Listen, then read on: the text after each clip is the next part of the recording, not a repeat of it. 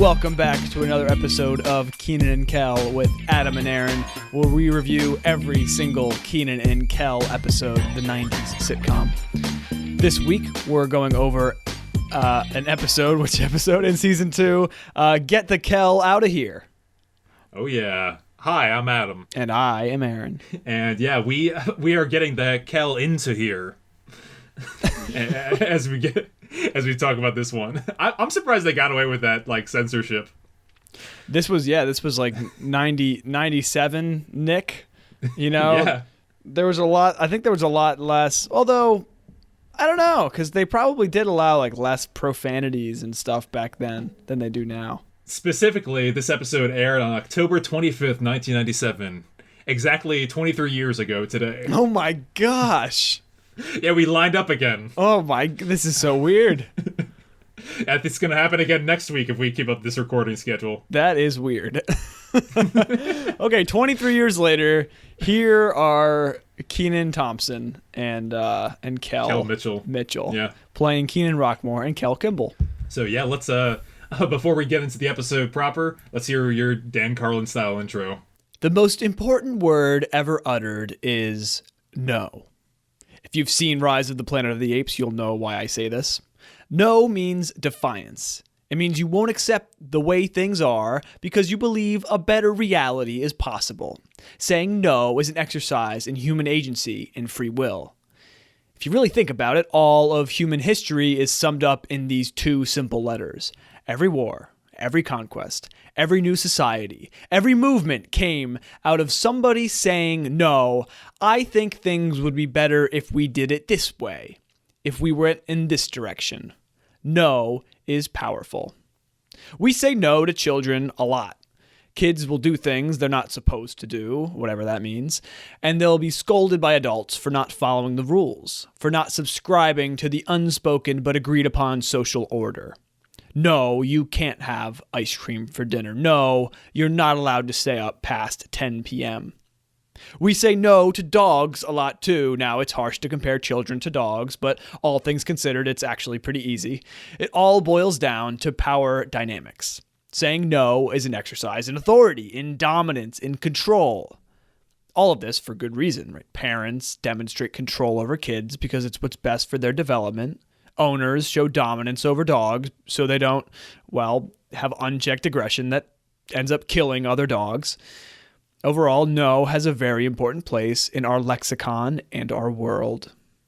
But sometimes we say no too much. We strip children of their curiosity, their sense of wonder and creativity and innocence. We tell them to start behaving, to get in line, to grow up. Sometimes we can traumatize a child into never being curious enough to follow their passions and uncover their hidden talents. Who knows how many Mozarts have been silenced because their incessant playing annoyed their fathers? Well, Mr. Rockmore is the man of the house, and Kel, bumbling and boyish, has gone too far in his carefree nature. No matter how many times Roger tells Kel no, he doesn't seem to get it. While it leads to dismay in this episode, maybe it's not such a bad thing that Kel has trouble hearing the word no. All right, you ready to get into the episode? No. Just kidding. Let's get it. Yeah, let's do it. Let's get the Kel into it. Let's get the Kel into it. So we start off on stage with only one outfit to talk of this time. Kenan wearing his green and blue polo. Lime green and teal blue. Yeah, in that just like kind of 4 checker piece fashion. Is this different than the other one? Or is this one of the two? I remember he had the yellow-orange one right. all the time. He wore that one. I think this is the other one. Okay. There can't be 3. It's impossible. They're custom made too, right? It's amazing how, like, limited their wardrobes actually are on this show. Well, I feel like they had more outfits in season 1 somehow. Yeah. Yeah, but I guess they're trying to really, like, nail down the Kenan and Kel look in this one. Or maybe they're just spending more time on creativity and less time on, like, wardrobe, because at the end of the day, nobody is going to be talking about it except for 2 people reviewing the episode 23 years later.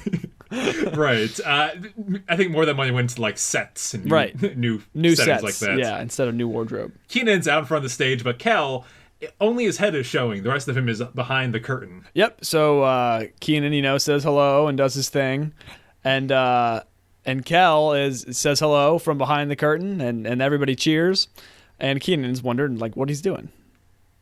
Yeah, he goes on back and forth, and Kel's like, "No, I'm fine like this. You got it going on. You got it going on like a pot of neck balls on the break of dawn." I don't think it's neck balls.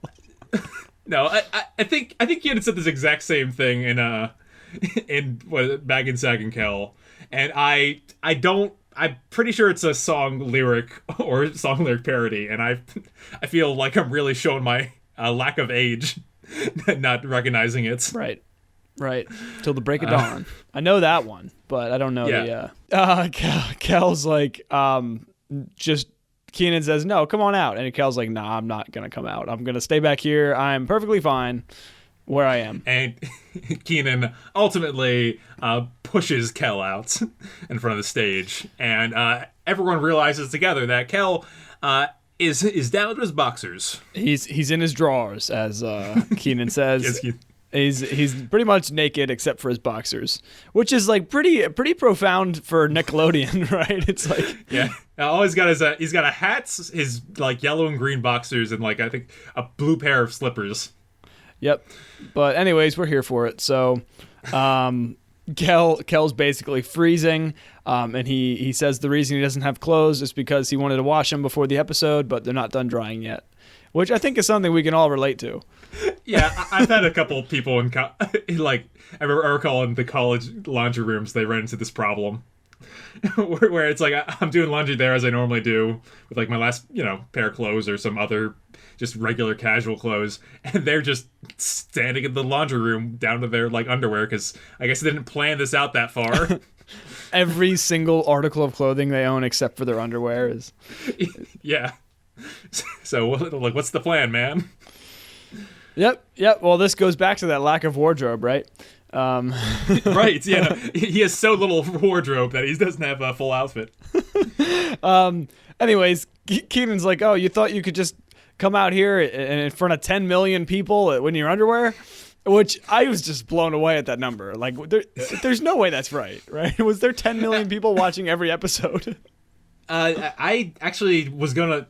I did not look into the rate, like the viewer base of it, but that would not surprise me if that was how many each episode of Kenan Kel was like getting on air date. That was 23 years ago. That was the Nielsen families were all tuning in. I don't know. I mean, that's so many people. It is.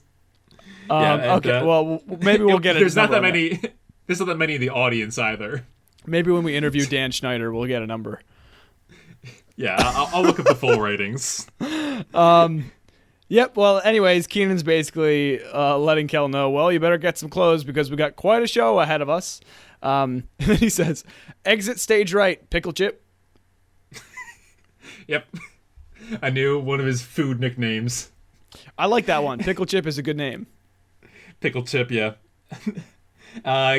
Kel is very, he's been shivering this whole time, and he says, "Yeah, here it goes," and he runs off stage. Yeah, this is a really good intro, really good. They have the formula down, right? It's Kenan knows something Kel doesn't. Kel's kind of being goofy and foolish. And there's a twist, which is that Kel's naked. So you're all set. Yep, so we got everything that we need. All right, so we go behind the red curtain and into the Rockmore living room. Right. We see Cheryl out there kind of, getting ready for the day. Her normal day is interrupted by Kel crashing into the door. She comes over to the door. And let me just say really quick. This is a big Kel episode, of course. It's also a big Cheryl and Roger episode. Right? They shine. I think they're like the three stakes of the episode. Like even Kenan has less screen time than Cheryl. Yeah, it's nice to see. I'm glad to see like other characters getting kind of like center stage. So sure, and it's like nice to see that.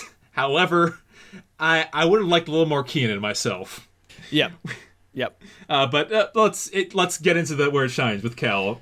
Kel is immediately rollerblading around the house. Yeah, he was riding his rollerblades and he slammed into the door. Mrs. Rockmore is like, why are you rollerblading if you don't know how to use them? And he says he does know how to use them. He just doesn't know how to stop. Which I think that's Kel's entire problem this episode. He doesn't know when to stop. He doesn't know when to stop. He doesn't know what no means. He like starts going up the stairs with them, and Cheryl smartly tells him to stop rollerblading in her house. And he's like, no, I'll just keep them on. And she's like, no, you won't. Like, you will not keep them on. So he goes upstairs really quickly, and then as he leaves, Kyra enters through the kitchen door. Correct. She has a covered art project that she describes to her mom. That the project's to make a great national treasure. She reveals the cloth that's on the art project, and it's a bust of Kel. Yes, I think it's a bust of Kel. That's what she calls it. Do you think it looks like Kel? No. Not really at all. I would go as far as to say it's a racially profiled bust. Oh. Yeah, you put like an earring and a hat on it. And you're like, oh, it's Kel, right? It's pretty bad, honestly. Pretty tasteless. But anyways, she calls it Head of Kel. What do you think? Cheryl responds with, I think you need rest, which is a good line. Yeah, I like to hear other people's perspectives on Kyra's crush on Kel. It's like Cheryl thinks it's whatever. It's just kids being kids. Kenan comes down the stairs with Kel now without his rollerblades, and I like what Kenan says to them. He says, yeah. Hi, Mom. Hi, Kyra. Hi, Kel. Ah! And Kenan goes, what in the world is that? It's Kel's head. And then Kel loses it. He thinks that that's actually his head. So he gets this just funny moment. All right. Might be the dumbest Kel's been. Yeah. But I was laughing. I think it's a new low. I was laughing. It was really funny. Yeah. Well, of course, this is written by the dream team of Kevin Heath and Dan Schneider. Yep. So they know Kel. Yeah, they know how to do Kel right. Which I feel... They also know how to do Kel and Roger right. Yeah. Which is what this episode focuses on. Right. And anyways, they're like, Kel, that's not your head. Come on. Kyra says it's for her class, and Kenan says, what are you all studying? Natural freak monsters? I wrote nasty freak monsters. Oh, that's what it was. Yeah, sorry. Yeah. Nasty freak monsters. Which is a great line. It's a good band name. Especially this time of year, you play like the spooky seasonal stuff. In 90s October, yeah. October band. Yeah, the playing you the tunes of October 25th. Playing the spooky songs that you know, like the one, aka Monster Mash. Turns out that Roger is still upstairs, and Kel left his rollerblades at the tip top of the stairs. You know where this is going, folks. We've done enough foreshadowing. As they're about to head out, Roger slips and falls down the stairs because he steps on the rollerblades. Yep, tumbles forward, and it looks like he's like rolling down the stairs. Yeah, it's pretty good. I don't know if it's a stunt double. I wonder if Ken Fiore does all of his own stunts. He looks like a giant like wrestler man, so I wouldn't be surprised if he did. A wrestler man. You know that occupation. You know. Yep. Adam, he's wearing, in this scene, he's wearing a shirt that looks, I don't know if we've mentioned this before, but it looks just like that bathrobe that you have, where you look like the Technicolor Dreamcoat. The real Moses, like, bathrobe. Yep. Yeah. It looks just as 80s, 90s as you think it does. Yep. Nope, it's got green. Yeah, anyways.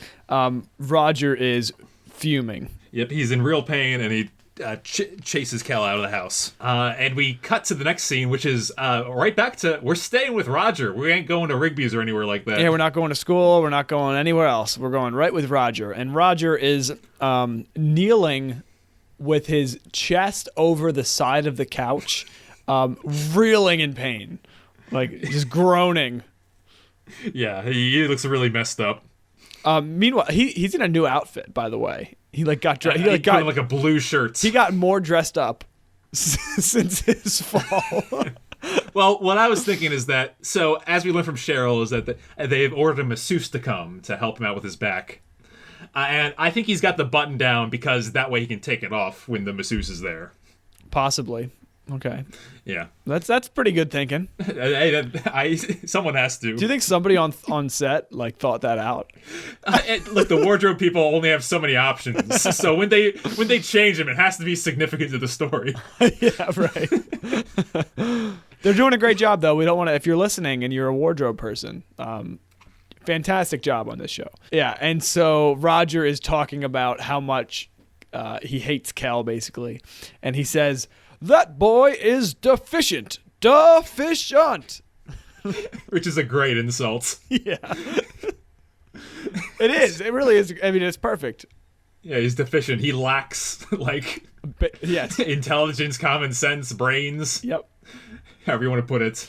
Cheryl's like, no, he's not deficient. He's just a little confused. Which, that started to raise the question to me, because it's like, what is Kel's real problem? Yeah. Because sometimes he's smart, and sometimes he's just, I think, like, he's a klutz. He's every time he touches turns the brake. I think he's just a kid, I think it goes back to the intro, but I think he is like, right, like this is kind of like a whole Nickelodeon theme, right? It's like the loss of innocence. I think Kel's just a kid. I think he's just a kid who's growing up and doesn't know what to do. I think when he gets nervous, he starts he makes things worse. Yeah. It's not always his fault. Right. I mean, it is his fault, but it maybe if he had better, I don't know, mechanisms to cope with the way he is. Yeah. I mean, a little more control on his behavior. We don't know anything about his family yet, except for his cousin who's in the circus. We don't know about his parents, about his childhood. And that's another thing that a common thread throughout this episode. He needs to visit Kenan and spend time at the Rockmore's household. So it's like, who knows what kind of realities that he's trying to escape from. Yeah. So yeah, I mean, what is Kel? I don't know, but I think he's probably just doing his best with what he's got. So Cheryl leaves and the masseuse arrives. Yep. And he asks what's wrong, and Roger says some deficient boy made me fall down the stairs. Yeah, he replies with "Excellent, I'll get my table." This is great. And this guy looks like a Hollywood masseuse. He's got like the sweat jacket on and the blonde hair. I'm assuming so. There's three additional people listed on IMDb. For this episode. I believe this guy's name, it has to be Brian Hyder. And he was in two things. This episode of Kenan and Kel, and 3 years earlier, he was in a Trailside Make Your Own Adventure type thing. I have no idea what that is. He was only in two things ever? Two things ever, yes. Wow. According to IMDb. He must have a real job. Yeah, I feel like he was like a stagehand or something. He was listen. If this Brian guy finds this podcast, you know which episode he's going to watch. Oh, absolutely. So, Hi, Brian. Hey. Brian, you're doing a great job. Sorry you got the bad end of the stick here with this episode, but you did great in the couple of minutes you were in. Yeah. Hey, I would order you as a masseuse. Yeah. Thank you, Brian, for your service. If that is your real job now. You definitely look like a masseuse in this episode, which makes me think that you're a fantastic actor. Well done. Yeah. Good job. So he brings it. He wheels in this table. It looks like a long, 7 foot long table. Yeah, it's not like doesn't look like a masseuse table really. But anyways, he tells Roger to hop onto it, which Roger struggles with. And but as soon as he's got his knees on top of it, he kind of slams him down on the table and starts really working on him. He starts doing the classic masseuse thing of chopping his back. And then Kel. Yes. Go ahead. Well, Kel arrives, and guess what he thinks? You don't have to guess. You watched it. Yeah, he thinks this masseuse or this random man is beating up Mr. Rockmore. Yep. to his credit, what Roger is shouting is, "Ow, you're killing me! Ow, you're killing me!" All right. Fair enough. I mean, a lot of this episode is Kel's fault. There's no denying that. But that one, I think, okay, it could have been. That's the innocence part. Yeah, misunderstood. Right. He has the proper intention, but kind of goes about it in the wrong way.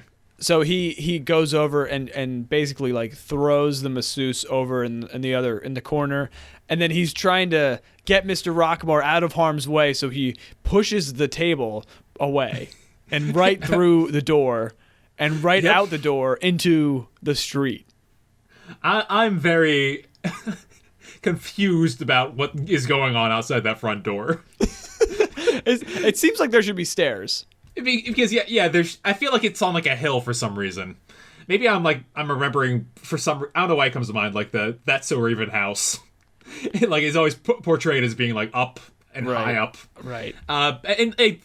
Also last episode wasn't it? Kel was like pushed outside the door and like it sounded like he fell. Right. I think it seems like there's like a set of stairs and then some trees or shrubs or something in front of it. Yeah, but apparently he can go out that door and it's kind of straight into traffic. Yeah. Anyways, so he rolls him out into the street basically, and then he starts beating up this masseuse.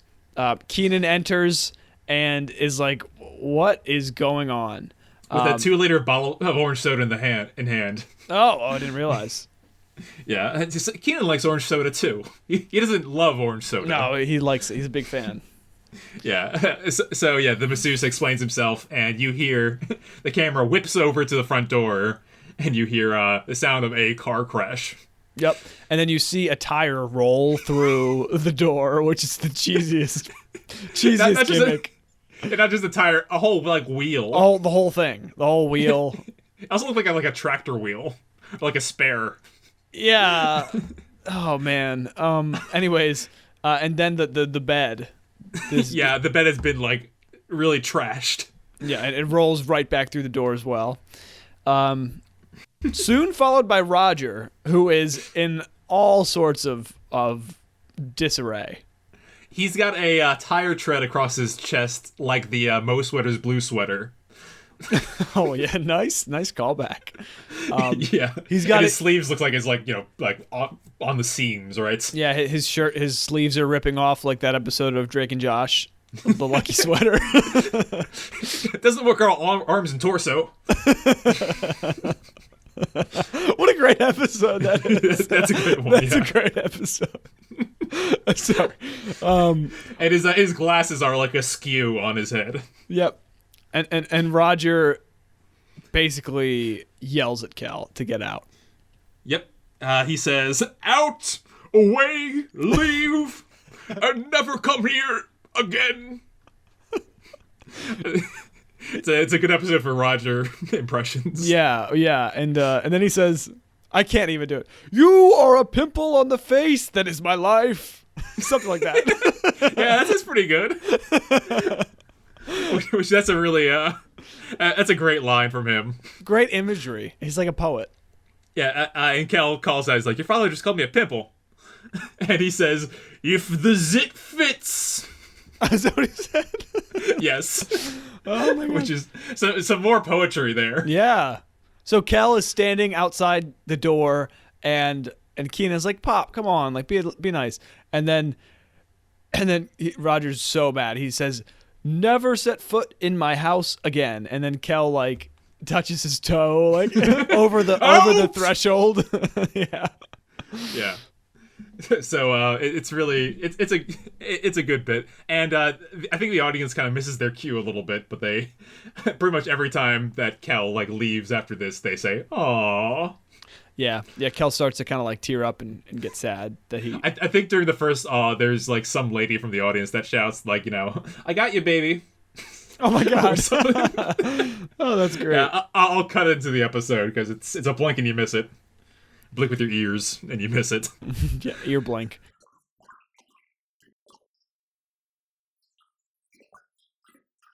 Okay, so that was the long scene, but that was like kind of the crux of like what spins that's off. the pitch. Yeah, that's everything else. Well, the next scene is in the kitchen. We're still in the Rockmore household, and it's lamb for everybody. Roger has his arm in a cast now, or like a sling. And he seems pretty chipper. He seems pretty much better. He's ecstatic that Kel is no longer welcome in this house. Yep, he's like, that was the best decision I ever made. Yeah, so he is in a sling, and Kyra asks for some lamb, so he passes him a big piece of lamb. And they're basically just saying, Roger's saying how good it is to not have Kel here, and everybody else is kind of like, stop being so mean. Yeah, specifically he says, I love lamb. Bah.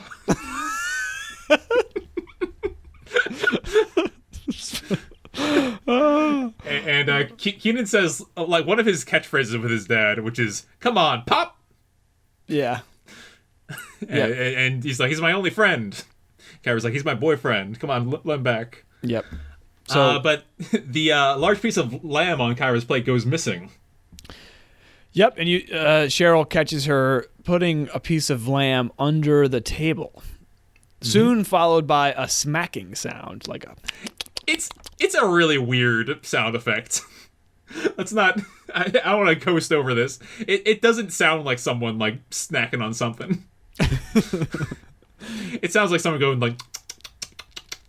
Yep, that is what it sounds like, yeah. I will not try to outdo you. Roger Rockmore is suspicious about what that sound is, and so he kind of goes around to the front of the table, lifts up the tablecloth, and there's Kel sitting there, cross-legged under the table with the lamb in his mouth and both of his hands out wide, and he goes, mmm! and Roger basically like grabs him and throws him out and is pushing him out the door. As he's doing that, what does Kel say? Well, Kel's like grabbing onto like the microwave and the oven, and he's like, "I want the lamb! I want the lamb!" And the best part is, as soon as like Roger closes the door, there's like a calm, and then Kel busts open through the door, just screaming, yeah, just ah, and Roger shuts it on him again. Yep. So he's clearly having none of this. None of it. So Roger's like, that takes care of that. And then the doorbell rings. I wonder who it could be. Well, I think that's Kenan says that. Yeah. Gee, I wonder who that could be. Yep. And then there's this great like back and forth between Kel and Roger. You can see Roger, but you can't see Kel on the other side of the door. Kenan's there too, and if you pay attention to Kenan's just like breaking throughout this whole bit. Yep. He's like fully smiling by the end. Yep. But yeah, no. So the back and forth is between Roger and Kel through the front door. Kel says that he's got a delivery. A delivery of what?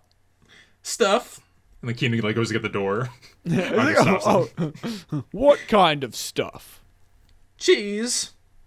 I didn't order any cheese, which Kenan replies with, nah. He's like, nah, Pop, it's that government cheese. Or something like that. You don't gotta order that.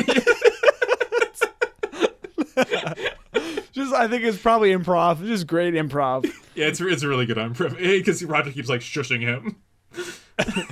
And then Kel says, flowers? And Kenan's like, yeah, come on, Pop, you get a flower from Ma. And yeah. Keeps shushing him. He goes quiet, the bell rings again, and they open the door for Kel, who's just like, hey, Rockmores! And he slams in his face. They go back to the kitchen. Well, as they are on their way back, Mr. Rockmore passes Kyra's award-winning project. Oh, I missed that part. Do you want an award? There's a blue ribbon on it. Oh, wow. I don't know what place it was. It could be a participation ribbon. But, yeah, it's got a ribbon on it. Roger lifts up the head of Kel, groans, and then walks it over to none other than the fish tank and drops it in. Yep, just the whole head right into the fish tank, and then Kenan pulls it out and says the line that makes you realize that Dan Schneider wrote this episode. Aw, now Kel's head is all moist.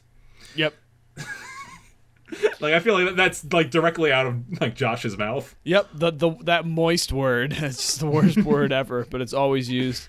in these shows. He brings it back into the kitchen, and Kyra's upset that Roger moistened Kel's head. Yep. And then everybody looks over at the window, and there's Kel looking at the family eating dinner.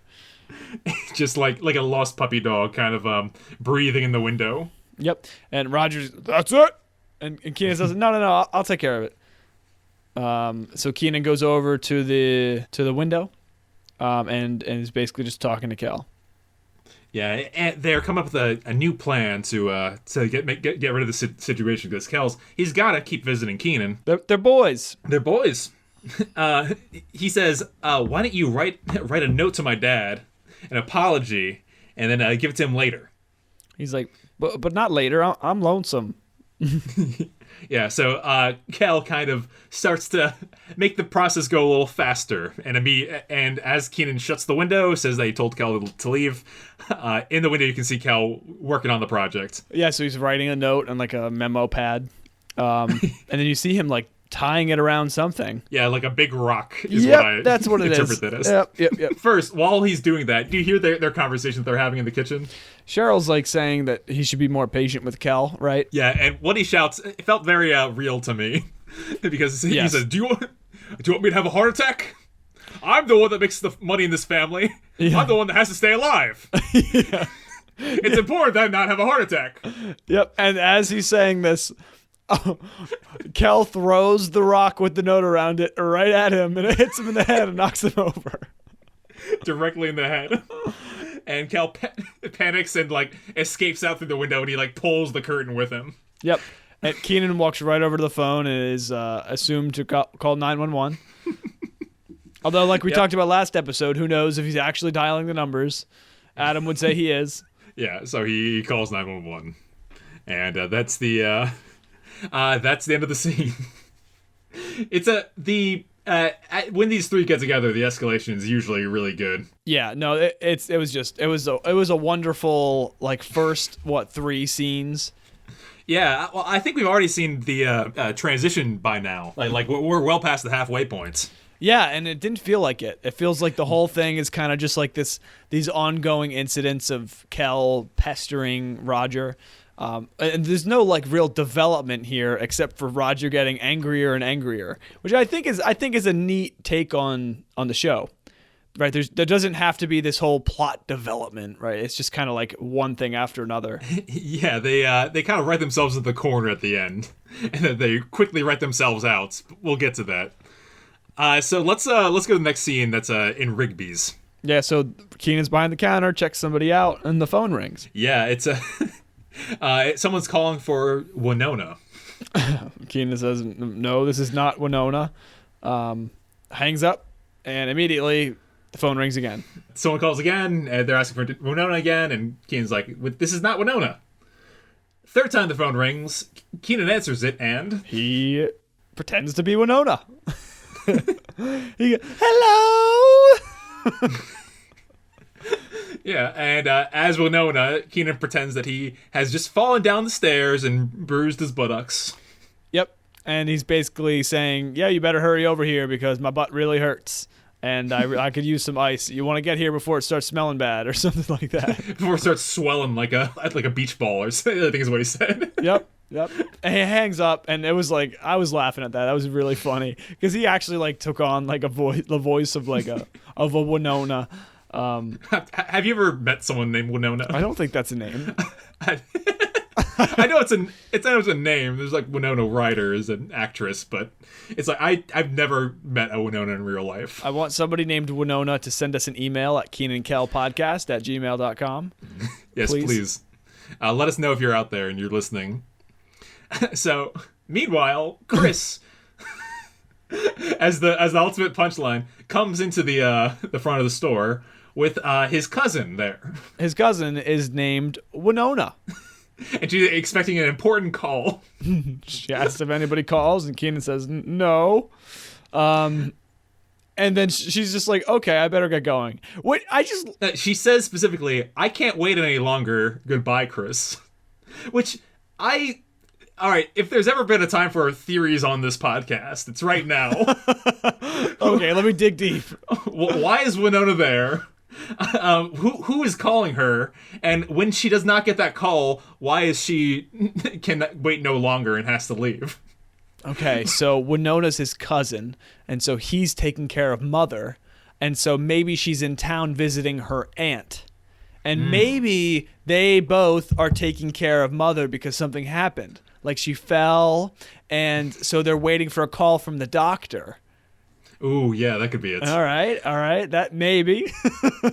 You're right. This is a time before cell phones, so she would have said like, "Hey, I'm at Rigby's grocery store. Call there." Yeah, and I'll, that'll be sufficient. I'll answer there because I'm not, not elsewhere. right. And then it would make sense that her and Chris went back to Rigby's because Chris has to work. But also, like while maybe Mother's in surgery or Mother is getting treatment. Yeah, although Chris seemed fine waiting there. Yeah, but I do like that's a good way to put it. We'll see if I'm definitely putting a pin in that and hopefully coming back to it later. That's in the show. all we know about Chris. Like that's all. Yeah. That's the only reason that I could. It's the first relative of Chris that we've actually seen. What about the Skunkator guy? Didn't he get? No. Those were his comics. You're right. We knew of another person that praised the Skunkator comics, but also I think Kel's Chris's uncle or whatever was the lawyer that they're getting advice from and screwing the tuna. So okay, maybe not the first one, but it's rare to see a relative of Chris's. Almost as rare as seeing a relative of Kel's. Right, and he doesn't even spend time with them on Christmas. No, he doesn't. Yeah, so she must be out of town at least. Visiting town. Yeah. Okay. Cool. So, Kel shows up and he laments his situation to Chris. And they're like, "Can you believe that my dad kicked Kel out of the house?" Chris says, "Yes." Which a good bit of Chris. And that's it for him this episode, unfortunately. Good moments, and I like how the Winona thing built up, and it was just funny, and then it was over. Well, you can take that moment out on it just on its own, and it'd be a great joke. Yeah, it was good. Yeah, you can put that in any sitcom. But yeah, no. So Chris advises that Kel apologizes to Roger, but Kel says it's possible because he can't get into the house. Well, Kenan reminds Kel that his parents are having dinner at the pork shack tonight, and he can't get thrown out of the pork shack because it's not his house. It's not the Rockmore house. Everybody's welcome at the pork shack. That apparently is their motto. Yeah, right. So they head over there, which is why... And there's a little bit of Kel facing his fears in this, which I like. Yeah. Yeah, because he's really, really afraid of Roger and that he's going to get into trouble, but visiting Kenan's more important to him than his fear of Roger. I think that's a very important thing. Yeah, it's like an underlying values assessment happening. It's like, okay, which is more important? Is it following all these rules, or is it staying true and loyal to my friends? Yeah, I also think there's definitely this episode kind of crosses a line for Kel and Roger's relationship, because usually Kel will mess something up and then run away. But now he's actually caused them ongoing injuries. Yeah. So he feels very responsible, and I think that shows Kel's heart, that he wants to make things better, even though his dad's never going to love him. Right. Yeah, but it's also the fear that children have of speaking up to authority, because it's like, what child speaks up to authority, right? You're just going to get scolded more. Yeah. He describes him as big, mean, and bald-headed, which very great description. Yeah, so and before they go, Kenan asks Chris for the first aid kit. Yep, because he doesn't know what is going to happen at the pork shack. Let's go to the pork shack. Not just any pork shack, by the way. Brian's pork shack. Well, Brian is here, and Brian has come with all the pork goodness. Yeah, boy oh boy, have you heard this menu? I have heard this menu before, Adam. What's on the menu? A pork chop. Pork ribs, double bacon combo, and the special, the chef's special, the ham. Correct. That's what Roger wants. Mrs. Rockmore orders the sausage wrapped in bacon, otherwise known as the pig in a pork Right. I gotta say the waiter's played by a guy named Paul Vogt, and he really hams up his performance. He does an excellent job. Yes. Being what's his name? Patron, Paul Vogt. Paul. He looks like a Paul, like a Paul who works in a meat shack. Paul. He's like a character actor. He's got like a Wikipedia page with a bunch of other like small roles. Oh, good, Paul. If you're watching, thank you for coming. Tell Brian we said hello. Send us an email at KenanKelPodcast@gmail.com. Yeah, if you'd like to be interviewed, we Adam and I and our sister Rachel have been joking about ham for years, decades even. Yeah, it's a great joke, and I'm a big fan. I'll have the ham. It's like... So yeah, he promises them bowls of hot pork chowder. In the meantime, I don't know if a restaurant like this is allowed, like for health reasons. Like, there's no way you could just serve so much pork. And well, it definitely has the vibe of a barbecue place, which I'm always a big fan of. They like literally like eating on like a picnic table. Right. Yeah, I mean the set's actually pretty good. Like it has it's like a full restaurant set. Oh yeah, I think they might reuse this later on for other like restaurants that they go to. Yeah, it's a good set, so I hope so. So anyway, yeah, Kenan kind of arrives at their table. By the way, I think it's worth noting Roger's got like a bandage over his head now. Yeah, and it still has a sling. Yep. So he's just been accumulating injuries. Kenan comes up and he's like, "Oh," they're like, "Hey, grab a seat." But what do you want to talk about? And Kenan is like, "I'm not the one that wants to talk to you." Turn around, and Kel is at the table behind them, and he kind of just like turns and like kind of like does a little like timidly waves. Yeah, a timid wave, and Roger is not having it.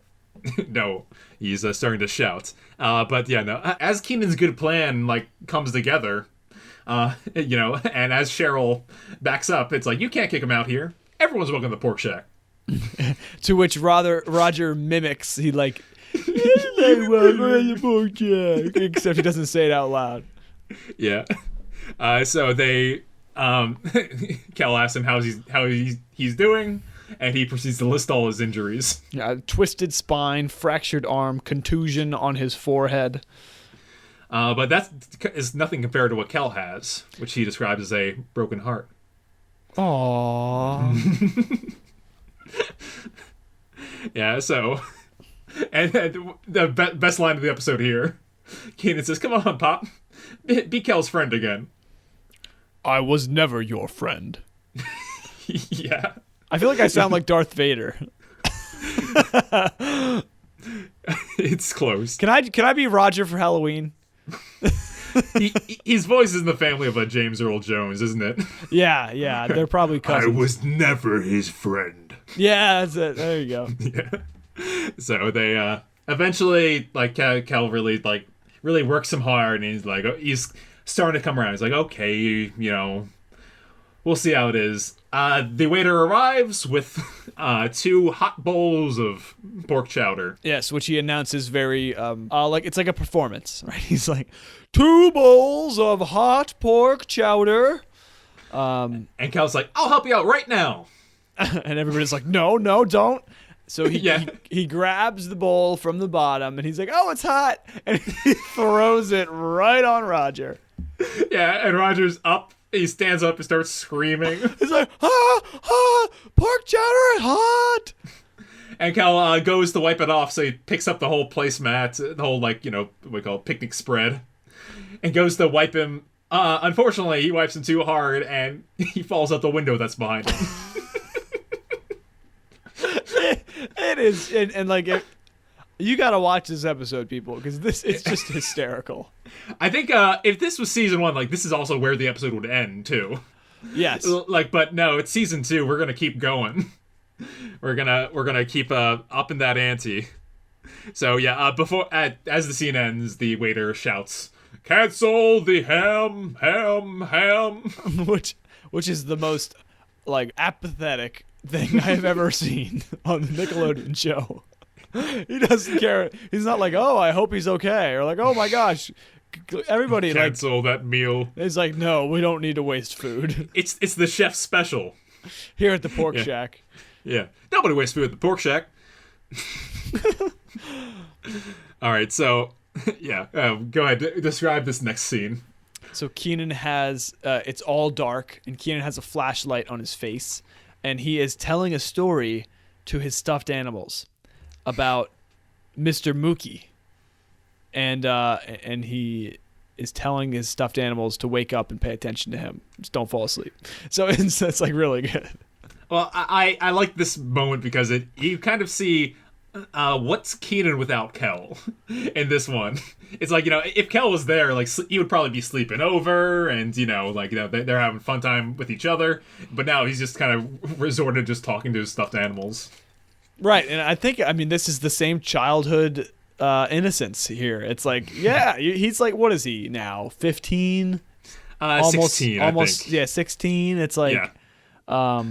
So, and he's still talking to his stuffed animals, telling them stories. It's kind of a cute moment, but anyways. And as he's telling that story, there's a ladder slams against his window, causing him to shout. And he starts freaking out, thinking it's Mr. Mookie coming to to hurt him. And it's just Kel and Kenan. Hey, Kenan! Kenan is like, what are you doing? You're gonna give me a heart attack. He's like, you're making me wet my pajamas. Yep. So his pajamas, by the way. Oh yeah, let's talk about that. They're good. Let me pull them up. Not only are they enormous, they're like huge on Kenan, who's at like his biggest at I think around now. But they've got like a million little like dog faces. Is that what it is? It looks like dog face, and just repeating dog faces, like beagle faces, right? Yeah, beagles, and there's a couple of different ones, maybe a dachshund, and yeah. Yeah, so he's wearing that. Kel's wearing the same outfit from before, which I should say that we see a close up of it in a moment. But Kel's hat has like an orange soda logo on it. It does. Yeah, it's a green beanie. It's not a backwards hat. We should have said this earlier. Green beanie, and it looks like the Fanta logo, but it says funkiest. Oh, they just changed a couple letters. Yeah. So that's our second orange soda like parody name. That looks like that's like the Sunkiss. That's like the funkiest Sunkissed. You think it's Sunkiss? Okay, hang on. I gotta quick check Sunkissed logo. I think it's more Sunkissed than Fanta. Oh, you're right. It is. So it says funkiest. So they just changed a couple letters. Actually, they changed it from the S is an F and the I is an E. Yep. So, wow. I'm sorry, Fantas. I misspoke. I misrepresented you. I don't think they'll ever forgive us, Adam. All right. So yeah, funkiest is one of it. I also like that Kel loves all brands of orange soda. Yeah, he all inclusive here. Yeah, Food Lion, Orangey, and now. Yep. Funkiest. Yep. Well, Kel doesn't just have the orange soda hat on. He also has an orange backpack. Yes. What's in that backpack? He's filled it with all kinds of things to help smooth things over with Roger. He's got his favorite candy in there, a flower, and a handwritten apology. Yep. So he wants Kenan to give it to his daddy because Kel's too afraid. And Kenan says, no, man, it means nothing coming from me. It's got to come from you, which is actually, pretty good advice, right? Yes. You can't forgive somebody through somebody else. You got to do it up front, up close and personal. And I think there's also something to be said about how Cheryl earlier at the kitchen table was saying, like, you got to be more patient with Kel. I think patience might be the lesson of this episode. Because Kel he runs into trouble because he's not patient. Yeah, Kel's rushing the apology. Yeah, and you can't do that. You have to wait for things to cool off at least a little bit. Yep. No, he was just throwing salt on the wound. Like, Roger was hurting, and Roger probably would have came around if Kel gave him a little bit of time. Mm-hmm. He did not. Yeah, and now he continues to rush things. But Kenan comes up with a bad plan here, I thought. He's like, okay, so... you think? This is the worst plan ever. Why don't you describe it? Kenan says, well, look, my parents are downstairs watching TV. So why don't we go over to their bedroom and you put the apology with the flower and the chocolate on my daddy's pillow.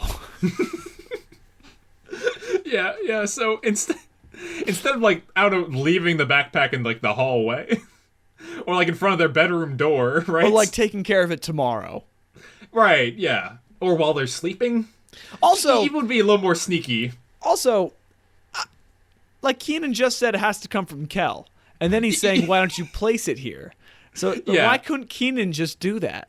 Kenan could have absolutely left it somewhere for Kel. Like that's a huge hole. But we're not here to make sense, people. We're here to have fun. So Kenan and Kel tiptoe over to his parents' new room. set. Yeah, new set. The parents' room, and I think it's really cool because across the hall you can see like Kenan's bedroom set, like right through the hallway. Yeah, you can. It is good. Yeah, and yeah, it's not too much to remark on. There's a window above their bed, like with a tree out back. There's a closet, and the bathroom, master bathroom, like on the left side.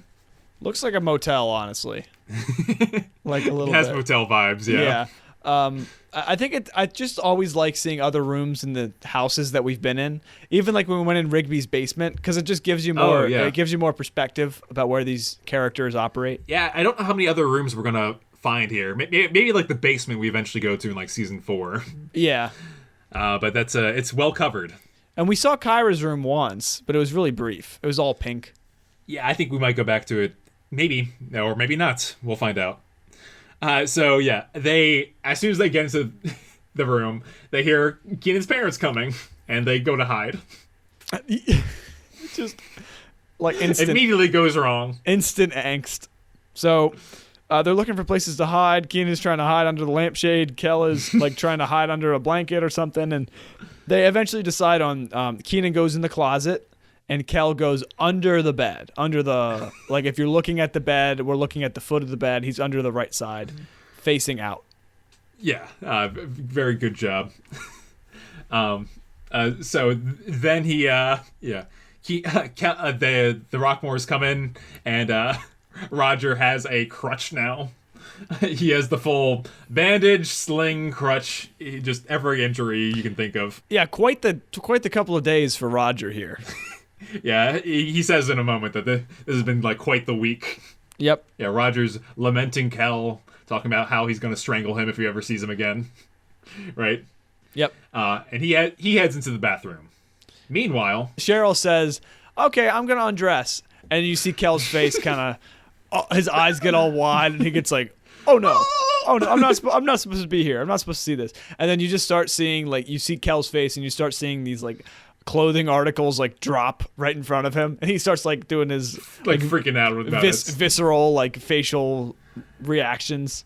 Yeah, I want to say that they there's a risque moments, but they played it safe. Very like, safe. Kel was only reacting to the clothing hitting the floor. Yep. Yeah. So Cheryl's all like puts on like a bedroom robe and heads downstairs to get some juice. Yep, so quickly Kenan and Kel kind of jump out, and Kenan emerges from the closet, and he has one of Cheryl's orange hats on, like a fedora type hat for a woman. Yeah, it's like, I think it was like pink, like a pink like Sunday. Yeah. Like an Easter hat. It's just on. Looks hilarious. It's really funny. Adds to the rest of the scene. So Kel starts to get the backpack and put the stuff on Roger's bed, and then Roger emerges from the bathroom. He's got his bandage off, and you can see the big lump on his forehead. And I immediately thought of your scooter injury. No, you mean the running injury. The running injury, yeah. Yeah. There was a scooter injury as well, but yeah, I was running inside in high school track once because it was raining outside, and I turned the corner and my head hit the door, like the metal part of the door, and I got a concussion.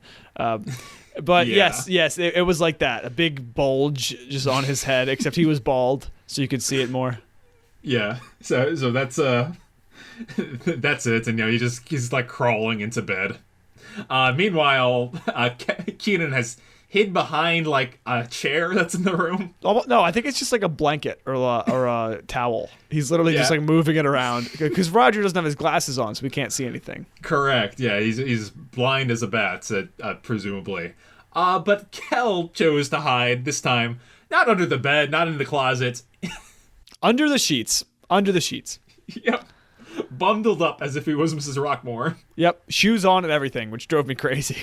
That is pretty messed up. So yeah, he says, "It's been a bad week, Cheryl," and he goes over to give her a hug. He's starting to like bed. get all cuddly up to Cheryl, but it's not Cheryl, it's Kel, and he starts to he's like, Cheryl? Starts to touch Kel's face and freaks out because Cheryl comes in and starts freaking out. Everyone's panicking. Honey? Yeah, so ultimately what happens is that Kel is now standing on their bed shouting. And he's so mad. Kel! It's like Roger's worst nightmare has just come true. Yeah, as a terrible cherry on top of this ice cream sundae of his life, he's gonna pop him like a zit. Kel was afraid of that earlier, and Kenan says, "No, man, that's illegal." Yep. And so Kel basically is just like, so he jumps out the window. Looks left, looks right, jumps out the window, which is right above their bed. And then the final moment of escalation. Roger, standing on the bed, says, "Cheryl, I'll see you later." It's like, it's Roger, no! And Roger jumps out the window following Kel. Where are you going? After Kel! And it is, this is just, so good. Insanity, yeah. So good. And that's how the episode ends, with Kel and jumping out the window and Roger after him. Yep. So, back on stage. Kel is just out there dancing, and Kenan is kind of just looking at him. Yeah, he's excited, so he's dancing like crazy. Kel asks Kenan, how are we going to do next episode? Because your dad is probably in a murderous rage after me. Well, Kenan lets everybody know that Roger hit his head when he was jumping out of the window. He hit it against a tree so hard that he forgot this whole episode. Boy, that's convenient. Yep, that is very convenient. Again, I got intense Eddie Murphy vibes this episode. Definitely his inspiration. That's definitely how he delivered that bit. Yeah. And I like this. I think it's a little... I've got mixed feelings about that ending. Because it's like, on one hand, it's for our benefit as the audience. Things that ramped up. It'd be a bad Kenan and Kel episode if Roger just forgave him at the end. Right. Right, I feel like that'd be incorrect. This is kind of like a cop-out of them, writing, how do we do next episode? He forgot everything. Yeah, definitely. It could have been a little bit more well thought out, but you know what? Everybody's happy in the Kenan and Kel universe.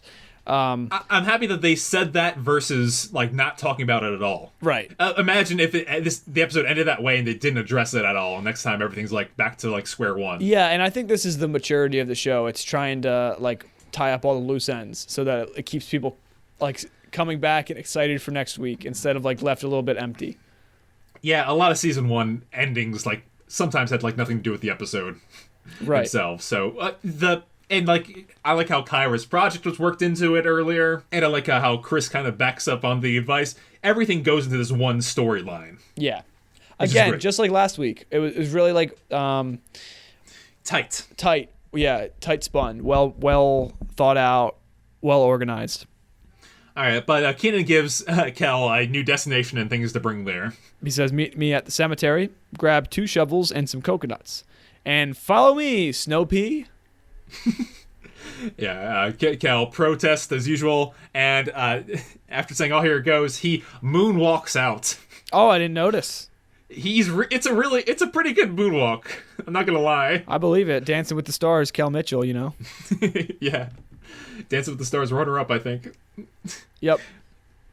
So yeah, that's the episode. So, Aaron, whose fault do you think this episode is? Kenan's or Kel's? Oh, Kel.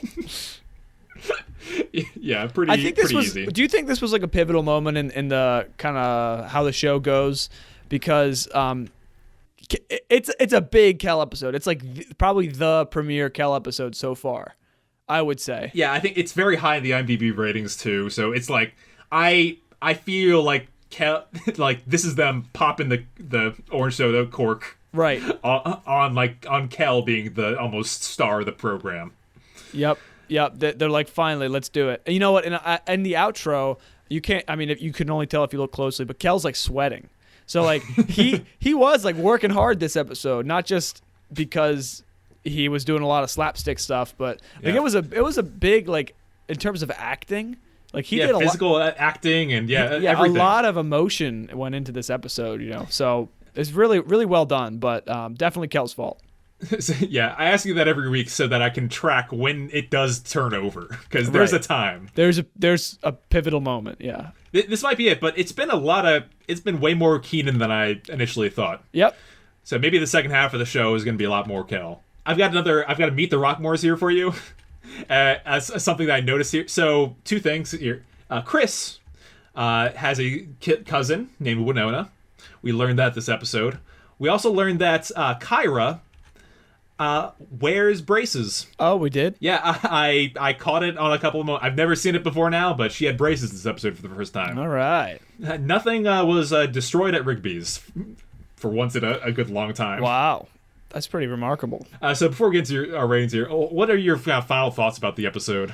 Yeah, just really, really great episode. Followed the formula. It didn't really follow the formula, right? But it kind of took an aspect of the formula and just kind of like kept hammering it home. Every scene delivered something. There wasn't any of those filler scenes.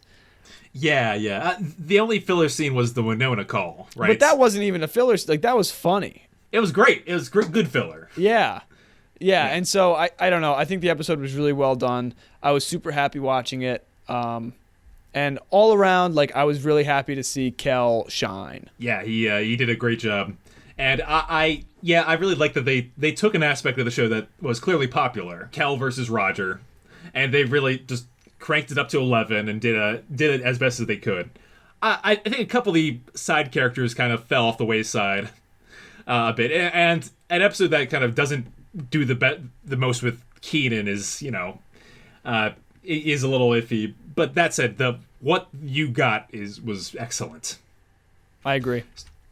So looking at the ratings here, IMDb has this episode, gives it a 7.9, ranking it 13 out of 62. Wow. For the series. So yeah, top 20 material, top 15. Ranked very high. So out of 10 bottles of orange soda, I'm going to give this one an 8 out of 10. All right. Yeah, I liked it a little bit more than the last, trio episode, Haven't Got Time for Paint. And I think it's definitely up there for me. However, it's not not like 9 material. I think the lottery does a little more Kenan and Kel mechanics. Yeah, I understand the rating, especially like the mechanics of the episode were a little bit different and askew, but I like different and askew. I'm going to give this episode a 9 because it was a lot of Kel and a lot of Roger. And, as you could see by the intro, there's some things to reflect on here. It's like there's a lot of dynamics going on. It's actually a pretty deep episode. Like, we didn't even talk about how it goes into this whole kind of side plot of apologizing and like the right way to apologize. There's like some depth to this episode that we didn't talk about.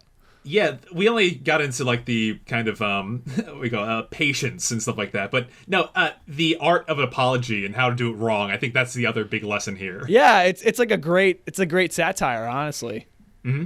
Yeah, like he wants to get forgiven, and you have to know your audience in a way. Yeah, you can't just like demand it. I think he eventually had the good plan, but the bad way of it's a good pairing. So yeah, so I'd give it a 9. I really, really enjoyed it. I was laughing out loud. When I laugh out loud at episodes, it's high scores.